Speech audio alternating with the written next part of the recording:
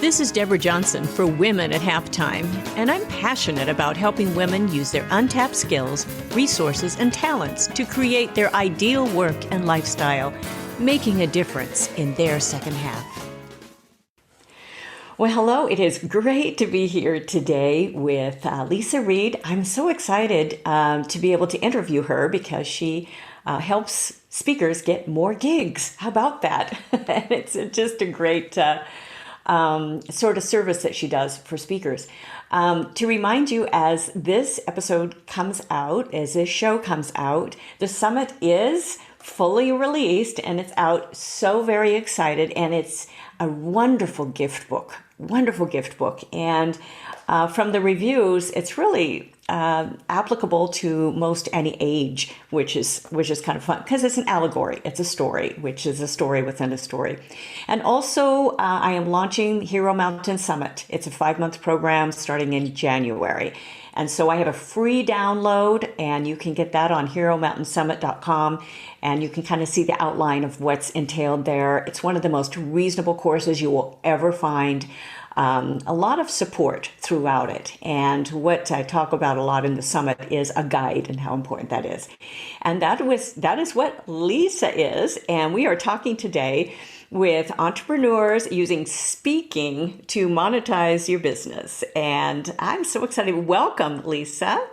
Thank you, Deborah, for having me on the show. It's very exciting. Yeah, I'm just, I've known you now for some years, and it's just really fun to be able to present what you do and to really help speakers. And there's so many coaches out there and organizations. I've been president of the National Speakers Organization, wonderful educational organization, helping to build the business, but you actually help people get gigs. So we're going to dive into that.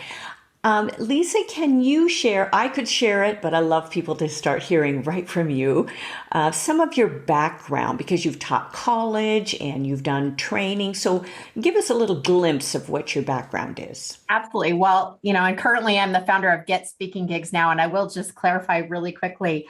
One of the things that I like to do is teach entrepreneurs how to get speaking engagements versus give them speaking engagements or book them. So just a little tiny clarification there, because I believe that's more empowering when no matter what business you have, where you are in life, where you live, whether it's virtual or in person, that you have the power as an entrepreneur to land that speaking engagement. So that's what I did. So in terms of my background, I did back a long time ago, Deborah.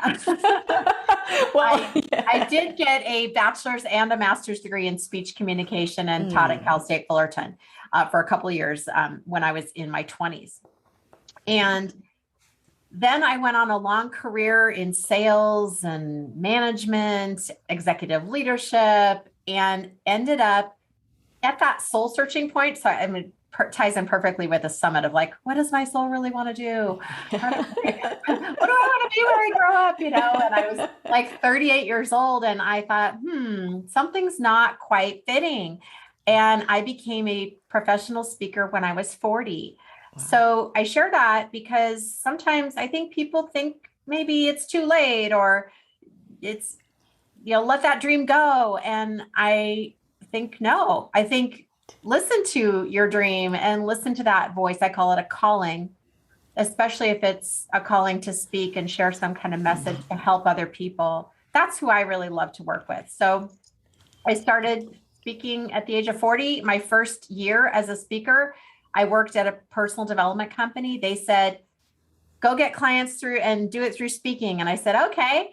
And so I taught about mindset, and I booked 83 speaking engagements that first year, filled 10 workshops with 30 people in it, got people to give me $300 to take a workshop. And they didn't know what it was, it wasn't anything they could tangibly touch.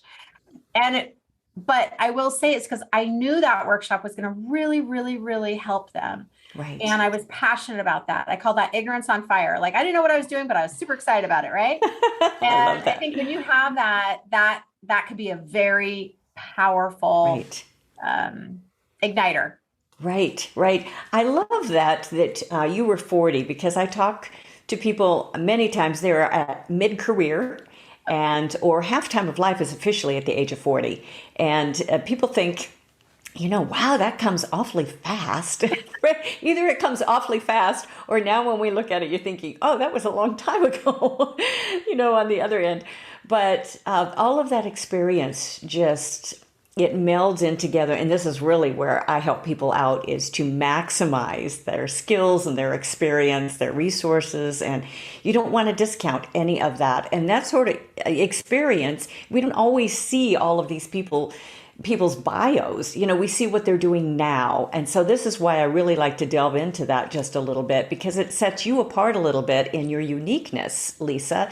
So I think that's important for people to know, is that sort of, the degrees only do a certain amount, but it does show that you've had perseverance. Okay. Absolutely. There Yeah. is And it wasn't until I think I had booked about 300 speaking engagements and given them, that I really started paying attention to the questions other people were asking me, the entrepreneurs that were saying, how did you get on that stage? How are you out there all the time?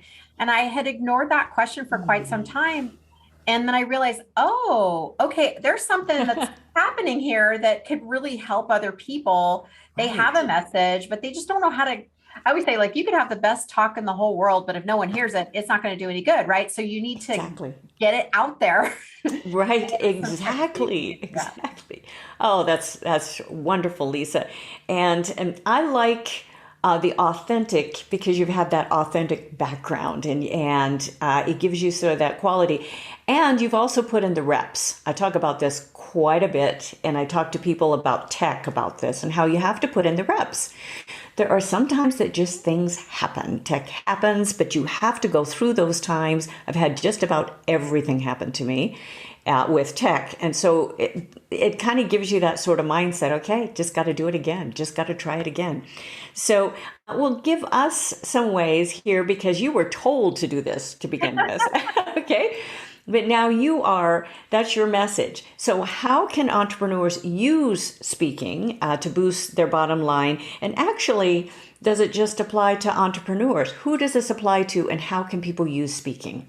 Yeah, I think it's really anybody who has a message or a service or a product that can really move people, that can transform people, that in your heart that it's going to make a big difference in someone's life if they hear some kind of, if you think of it as education instead of speaking, It's like you have some keys to something, you've got some strategies, you've got an insight that isn't popularly known, that is valuable. And honestly, if you find it exciting to, I don't know, I would say be at that teaching spot. You don't have to be a teacher at a school in order to be a teacher. Right. And I think of speakers often as teachers. Right. And so it's a really fun way to market yourself, market your business, get clients, get opportunities. I have some clients who work closely with me, and they're not necessarily looking for exact clients right now, but maybe they're looking to build their list so that they can get their book published, or they're creating a movement and they're not really sure what it's going to look like yet. So there's all these different ways that you can start to spread the word, and speaking is a great way to do that. Yeah, and I really liked you focusing on, your client list and building that right off. And I come from the entertainment field, being on a stage and doing a lot of large music shows and headline entertainment. And when I was first getting into speaking, I thought that's what it was about. I'm going to get up here and entertain and do the keynote and do all of, but there's so much depth to it. And to be able to really craft, I worked on a new keynote last year, The Hero Inside, and to really craft a speech that touches the heart and all different parts of those emotions, as well as educate or give some tidbits. And there are different types of speeches. So what are a couple speech strategies as we move into the different types of speeches, or, what you do to help people that business owners can use maybe to attract their ideal clients? Because you did that when you were starting to fill the room, clear when you were told to do this. And how can it apply to most any business?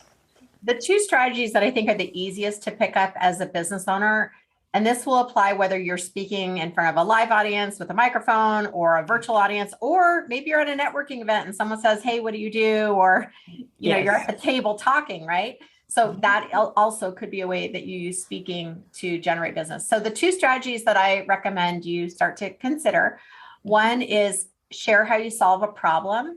And a really easy way to do that is to think of a specific client that you have where they came to you with this really big problem, or for them, it was a really big problem. And then by the time they were done working with you, that problem was solved and they were in a completely different spot. Right. And I think when we share from that perspective, people remember it. They're like, oh yeah, oh, I know someone who has that problem. Right. Very for powerful. example, like one of my clients wanted to speak, and she specifically wanted to fill her mastermind program through speaking. And she wasn't scared to speak. She wasn't shy. Right. But she knew that she was getting off track and missing the point, and then losing the opportunity to enroll people in her program. So what we did is we worked together to craft something that was still matched her personality and that she was really excited about, but also that made it easy for her to remember, oh yeah, this is my offer. It all ties together. And therefore then she could fill her program. Right. So that's one great. strategy is share the problems that you solve. Right. Another and that's the testimonials. So I mean, it's basically your testimonials and how important this is, that you've got that sort of authentic proof, which is really important. So number two, that strategy really hits a lot of different points, right? Like, and it can be, I always say industry agnostic, right? Like anyone, if you're serving people, if you're providing a service or a product, you probably are solving some kind of problem for somebody. Exactly. The second one is sharing a story, which may also be the problem. It could be both, but I give it in that way because sometimes then you think of something a little bit different, or maybe it's your own personal story.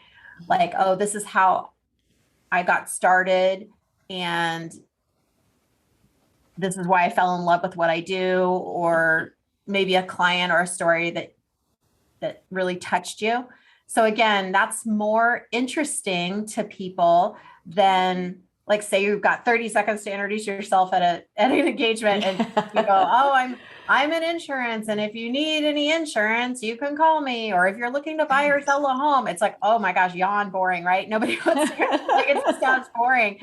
Versus if you say, you're a farmer's insurance agent and someone's home burned down, but you were their first phone call and you were there to help them navigate all of the difficulties of that situation. And you listened and you were their safe haven in one of the hardest days of their life, right? That's interesting. That's like, whoa, wow. I really want someone like that.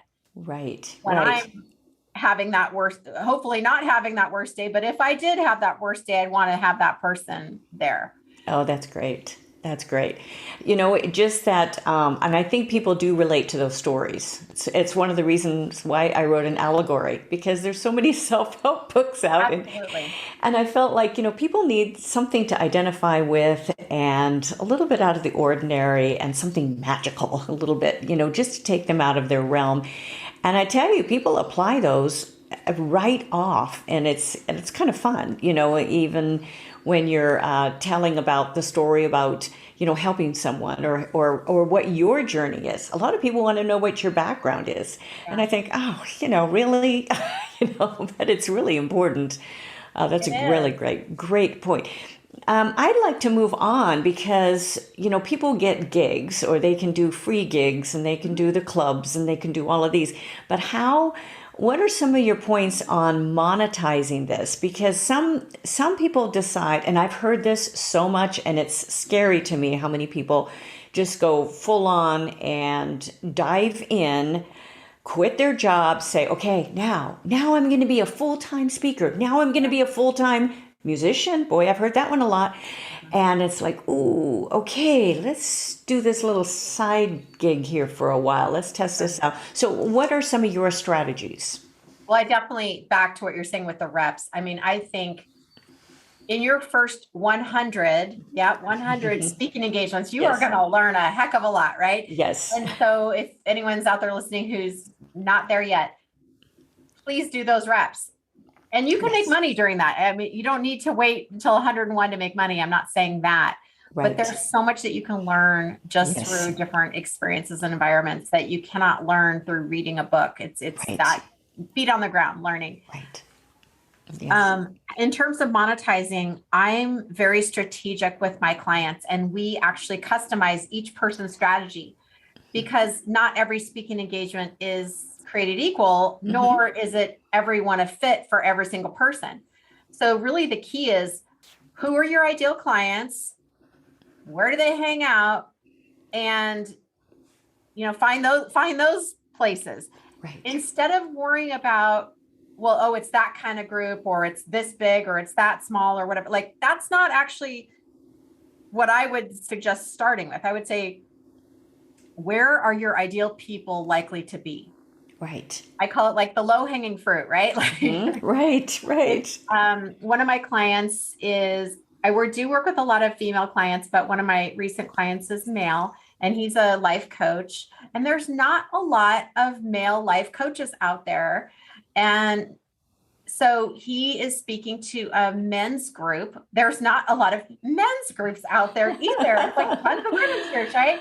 And the guys kind of get left behind in that regard. But I'm not going to go into the reasons of why, we understand. I love women's groups and I love men's groups. It's fine. But that's a great spot for him, right? Because he's male and the audience is male. He works with women clients too, but that can create an open dialogue that maybe wouldn't have been there if it was a female speaker. Right. I've spoken for that group too. So it's not that they don't invite female speakers. Right. They do. Right. So it's sometimes about finding that strategy. So in terms of monetizing, I call it the monetization menu. And each speaker, you should have a monetization menu, all the different ways that you could choose to intentionally monetize your speaking engagement. One way might be a speaker fee. But like you said, Deborah, like if you're just like, I'm going to quit my job and become a speaker tomorrow, and they're going to pay me thousands and thousands of dollars, you may be disappointed, because that's not necessarily how it works. You could get a speaker fee, but what about, can you get clients from that speaking engagement? And typically, if you can make it to where you can retain clients, you can make a lot more money from that than the speaker fee. Right. It's on the back end. And I train, when I help people, I don't do a lot of individual counseling. That's why I open up my Hero Mountain Summit twice a year. That's it. Yeah. But I really encourage multiple sources of income.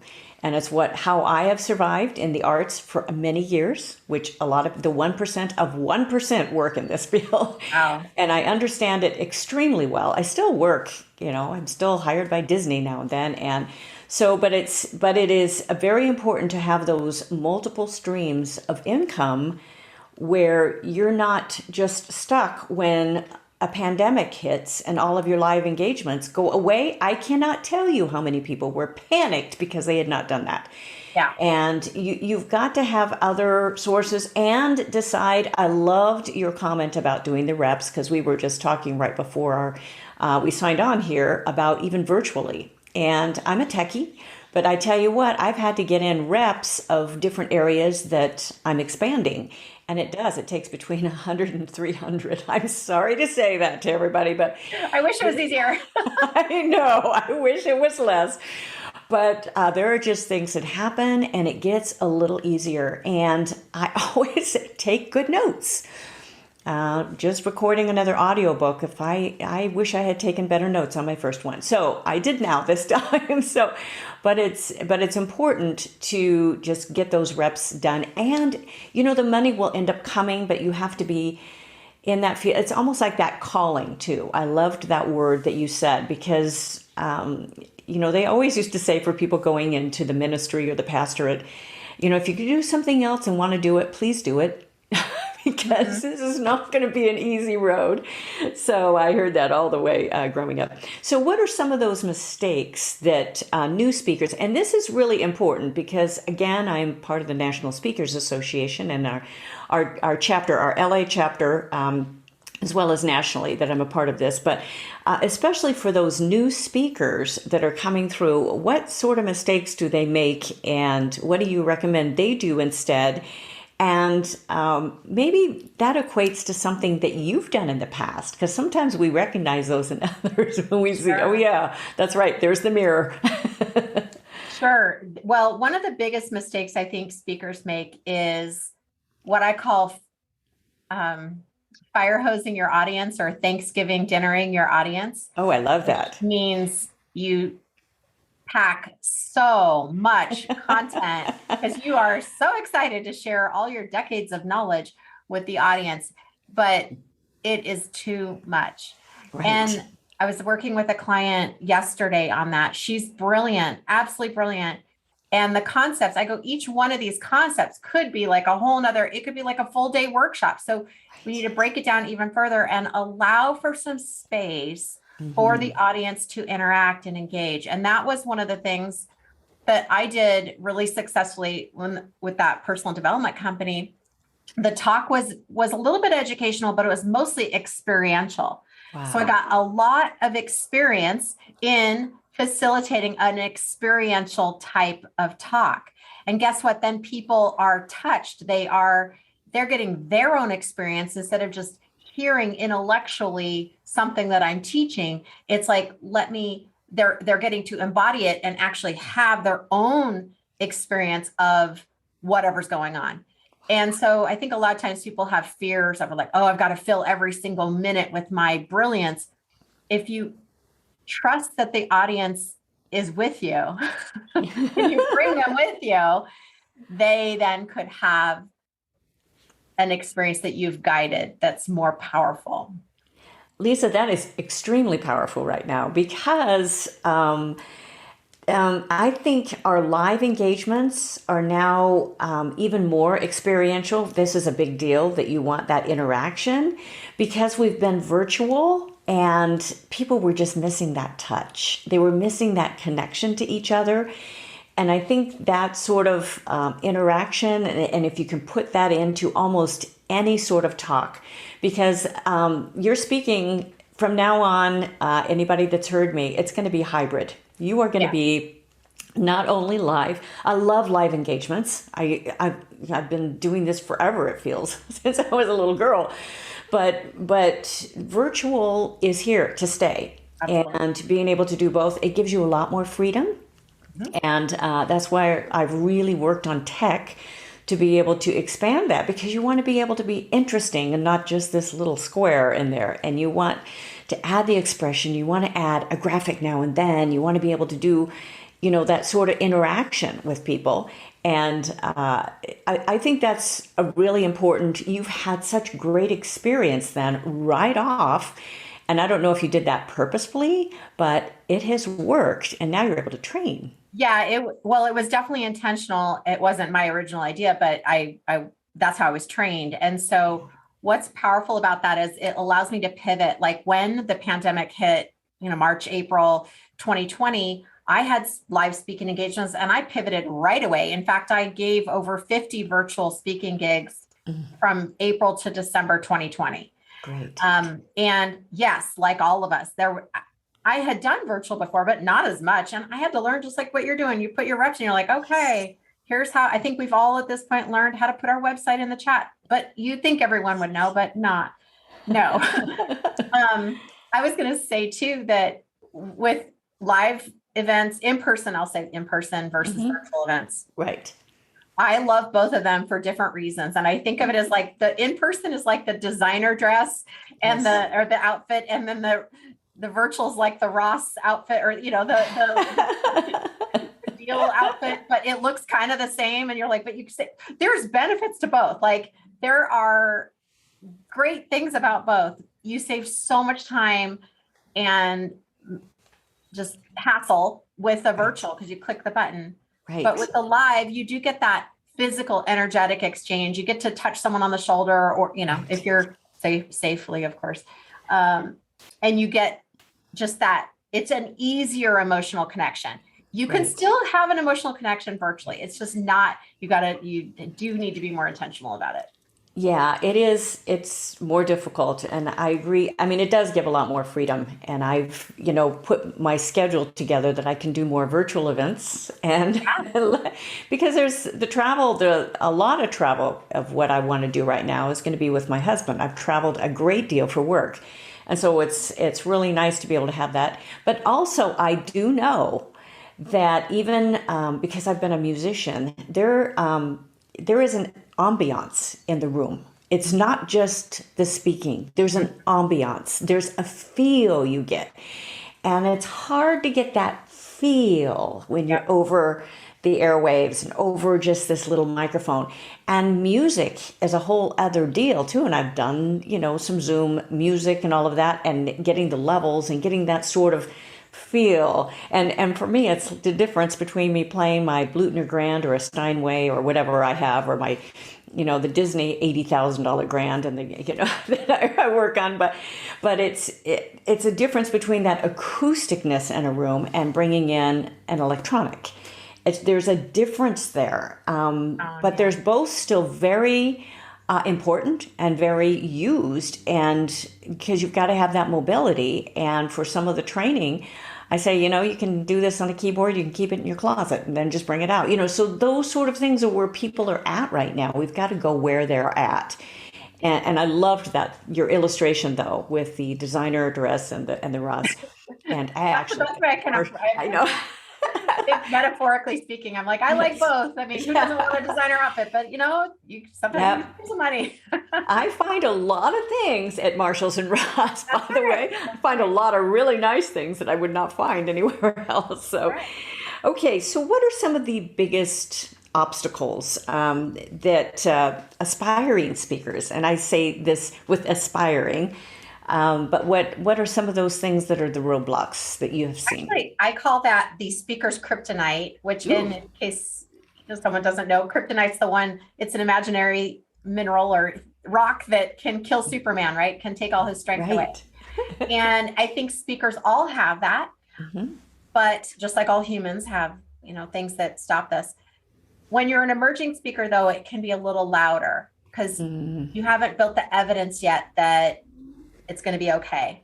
And so there's a lot of doubt, and speaker's kryptonite sounds like different thoughts will come up. Like, I'm still working on my talk. I don't know if anyone's going to want to hear what I have to say. I don't think anyone is going to buy what I have to offer. And I'm really scared to offer that from stage, or I'm going to do some more. Sometimes it's sneaky.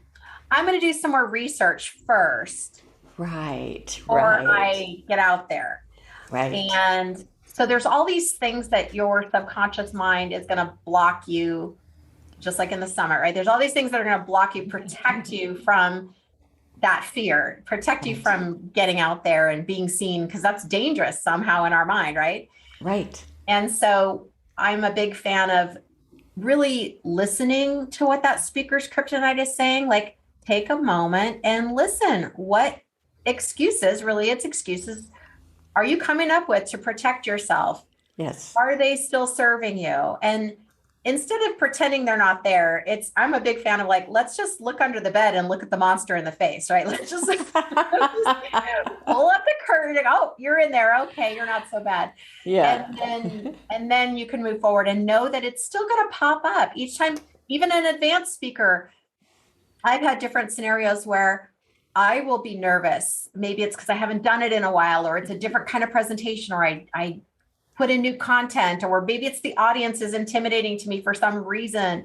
So knowing what yours is really key as you continue to grow and expand and grow and expand. Yeah. Right. It totally is. And it really doesn't. You brought up something that's very, very true. It does not matter what level you're at. It does not matter.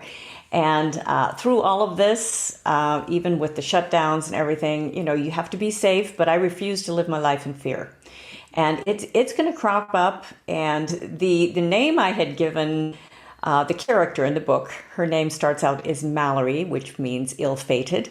But I had first put on not good enough because she was feeling not good enough. That's a huge buzzword these days, to where people think, oh, who would ever listen to this, or who would ever listen to me, or maybe I don't have enough qualities, I don't have the degrees. Forget about the degrees. So you have to get beyond. It's a mindset. Now, a big thing of all of those things, what you said, are those mindset and who's the boogeyman under the bed or in the closet. And albums don't get done for this reason as well in music. It's the same reason. I have known those that have had major recording contracts. They just couldn't quite finish the album because it was never really, I don't think it's good enough yet.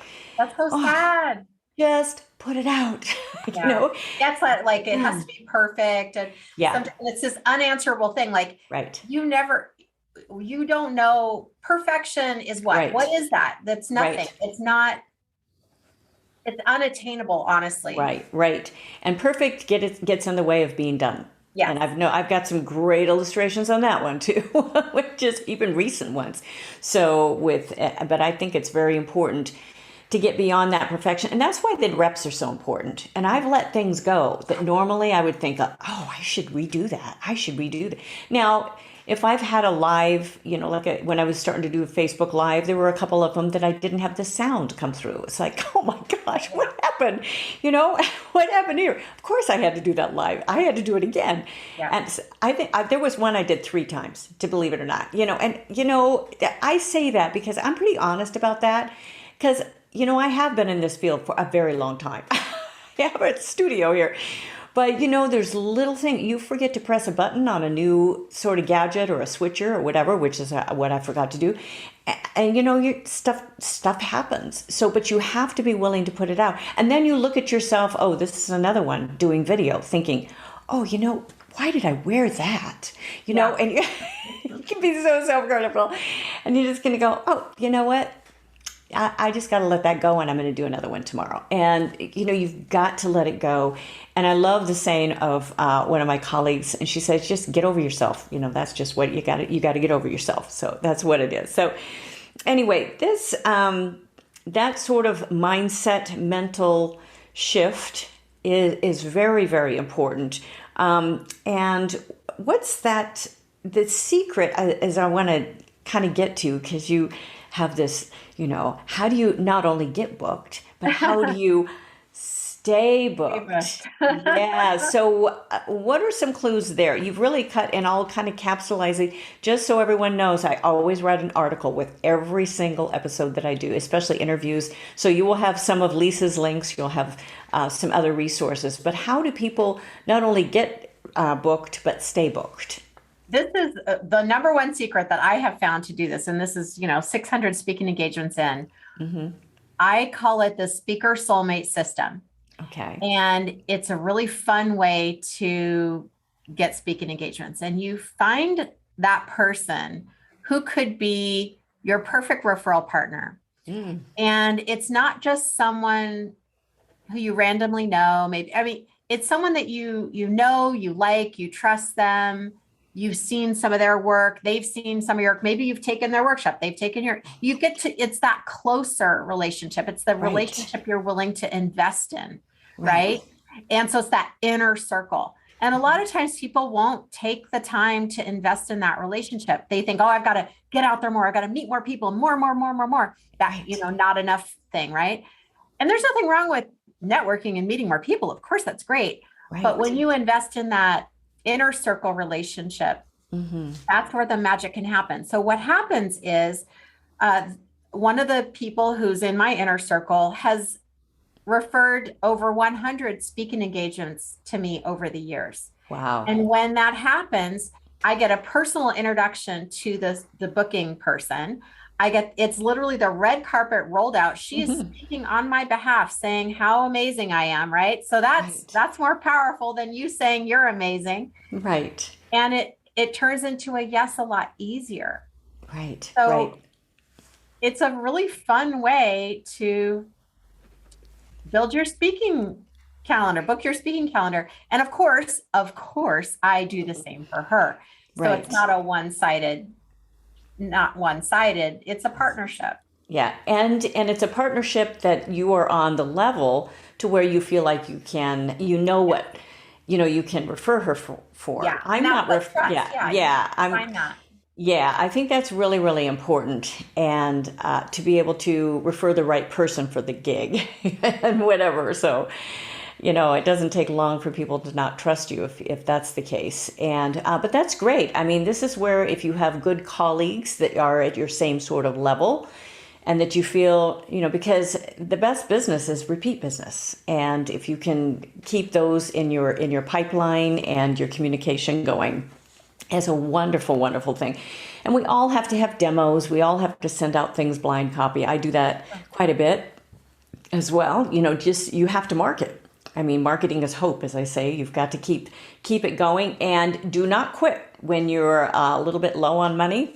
Figure out a way to do a little bit, and to keep, you can keep emails going free. So keep things going.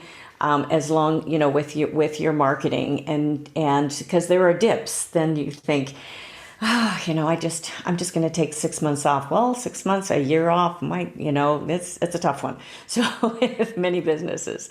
So, well, I wanted to touch on something just a little bit more at the end here, because I think it's really important, and how you can be more virtual in a world that's made a huge shift. Because you talk about getting more gigs, but what sort of have you explored pretty much with some of your clients? And are there any little tips in some of the virtual world? And because I have known people that have now put together a live conference and they've backpedaled. Now they're going to make it virtual again. People are still fearful. People are still fearful to travel. Just traveled overseas. Some of the people that had it booked, they backed out at the last minute. So in all of the airlines now, you look at them, they're going to go, okay, we'll do no change fees. I mean, people are, okay, so even with bookings and everything, how are you equipping, and to be more virtual and more sort of flexible on that? I think at this point, everyone needs to be comfortable being virtual. Yes. 100%. Right. I've been coaching my clients through Zoom for years, so that wasn't a big shift for me, but certainly speaking was. I mean, there's lots of little tips that you can do, but it's funny, in my book that's right here, if you're watching on video, came out January 2020, right before everything. Of course. And one of the questions I got all year last year was like, well, so how has it changed? Is it better? Is it worse? Whatever, all these things. What I realized was that, because I had to take a step back. I'm like, oh my gosh, is my book relevant? Is this okay? Like, who was expecting a global pandemic? Nobody. Well, a few people, I guess. But, and so what I found is that if anything, for speaking, it has been an abundance of opportunities versus a scarcity of opportunities. So if you can switch in your mind, like, oh, now there's no boundaries. There's no borders. If you were waiting to become an international speaker, it's your This is the time. This is the time. You can click your button and become an international speaker. Right. And you can speak in all day. I just spoke to somebody today in Moscow, Russia, and he's got contacts all over the world. He's like, wherever you want to speak, let me know. Wow. South Africa, like all these, all these different places. Right. I'm in California. So if that's a dream that you have, then go for it. Right. You do need to get comfortable. And again, this is where that facilitation stuff comes in mind. Like I was at an event the other day and the speaker was speaking and somebody else was not muted. And it was very distracting. And the speaker didn't say anything. I private messaged the person because I don't want it to be awkward for all of us. Right. But I feel like as a speaker, you own that space. You're the safe harbor, right? For all of the people. And so I would say that certainly in a physical environment, but in a virtual environment too. So I would, as a speaker, I would say, I would actually stop what I was doing and say, hey, I noticed, and it's in the most graceful, kind way. I noticed there's someone who's not muted. Could we all just double check real quick and make sure we're muted? Because you are in charge of the safety of everyone else. Right. And guess what? everyone can hear it. Yes, everyone You pretend that it's not there, they can hear it. So sometimes I think it's getting comfortable, right. To say something. Yeah. be that person to say, Yeah. And to interrupt. And, this is not just a speech anymore. This is an interaction. How the experience. Yes, Like if I'm responsible for the experience of all of us here, I want to get us to that other side safely. Right. Oh. Well, Leisa, you have really hit on some nuggets today. And I think of, the connection and having a person that, you can refer back and forth is a big one. Mindset was another big one. Us talking about the reps and how that's important. And just kind of keeping your eyes open and knowing what your ideal client is and who, where you can either market or have influence there. I think too that you want to know why you're doing what you're doing, because that's a big driver. Otherwise, it's just too easy just to quit or just to say, oh, I'm just going to do something else. It's not working, because it takes a little while to get things, just really going and to develop your message and to make sure that you are, you have something that people really want to listen to. And, so how can people contact you? And I know you've got this book, and if they are watching video, they'll be able to see your beautiful face right there behind you with your book and your flowers. But how can they get a hold of you and find out more about Leisa? Yeah, you can go to getspeakinggigsnow.com. Mm-hmm. That's gigs with an S, of course. You want more than one. So getspeakinggigsnow.com. And on there, you'll see an opportunity to get the 5 top tips to get more speaking gigs now. Good. Just get instant access to that. And I give you a bunch of bonus tips. Mm-hmm. If you're also poking around, there's other things on there too. OC Speakers Network. You can get a speaker readiness assessment. So there's all kinds of stuff. So just feel free to look around and get your free tips and anything else that you find on there that would be helpful for you. And that is a really great tip too for people building their business, is to have that sort of lead magnet and something that's really relevant specifically to your audience. And I don't train people to get more gigs. I train people to combine their personal and their professional lives and to make sure they're, I see people spinning their wheels. They're still going in circles, and they've been there for a year. They've been there for 2 years, and or else they're asking what's next. And those are the steps I help you with life management. As one who's got a lot of life experience, a whole lot of life experience.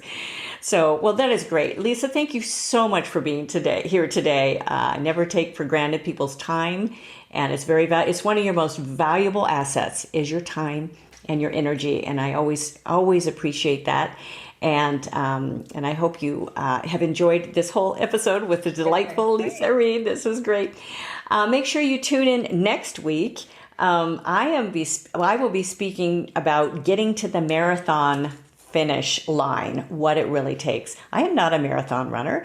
I started out training for one in about a week, and I quit. No, but I know what it takes to be a marathon runner in business, in life, and in finishing projects. The project queen. Yes, how to finish and how to actually follow through. And I'll be talking about some of those principles next week. Listen, subscribe.